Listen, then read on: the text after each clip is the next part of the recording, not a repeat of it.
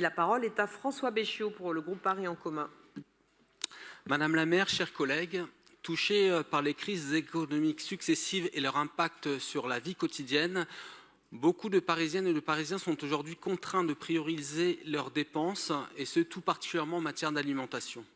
C'est dans ce contexte et pour répondre au défi de la solidarité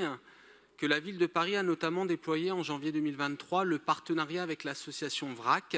vers un réseau d'achat en commun visant à améliorer le pouvoir d'achat de celles et ceux qui, aux revenus modestes,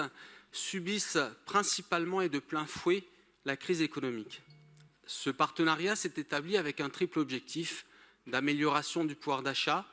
de promotion d'une consommation durable, responsable et de qualité, et de développement des espaces d'entraide et de socialisation dans les quartiers. Depuis sa création en 2018, avec le soutien de la ville de Paris et de Paris Habitat, l'association VRAC propose des produits de consommation courante, alimentaires, d'hygiène et d'entretien, issus principalement des circuits courts et de l'agriculture biologique,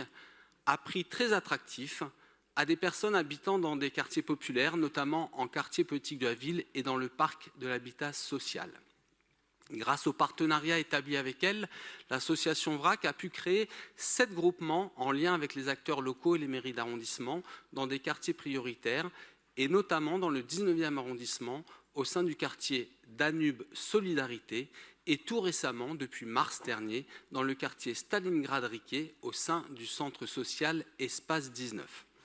L'activité principale de l'association s'établit aujourd'hui autour des distributions mensuelles de commandes passées par les adhérents dans le groupe dans le cadre de groupements d'achat. Oui, Madame la maire, mes chers collègues, donc beaucoup de choses ont déjà été dites, mais de mettre en relation les insistons encore, la rénovation du parc privé, c'est un des défis absolument majeurs de la transition écologique. Pour avoir participé donc avec plus de 45 000 copropriétés, le parc privé constitue 75% des logements parisiens, souvent anciens, souvent énergivores, et plus de la moitié d'entre eux sont des logements de classe E, F autour de ce ou G. projet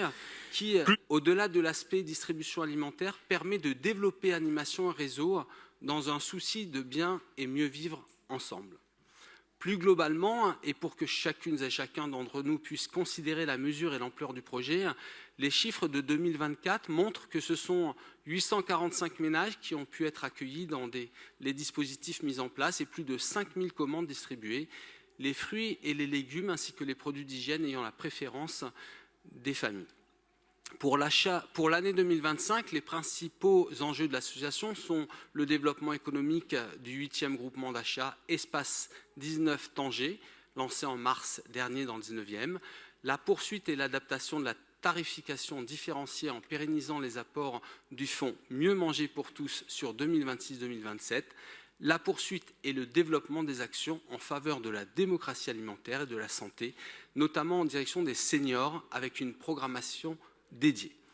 La subvention objet de cette délibération permettra à l'association VRAC d'avancer dans ces importants enjeux. Je vous invite donc, chers collègues, à soutenir pleinement et avec enthousiasme cette association qui favorise le lien social et le bien vivre dans les quartiers populaires en favorisant l'accès à une alimentation saine et de qualité pour toutes et tous. Je vous remercie.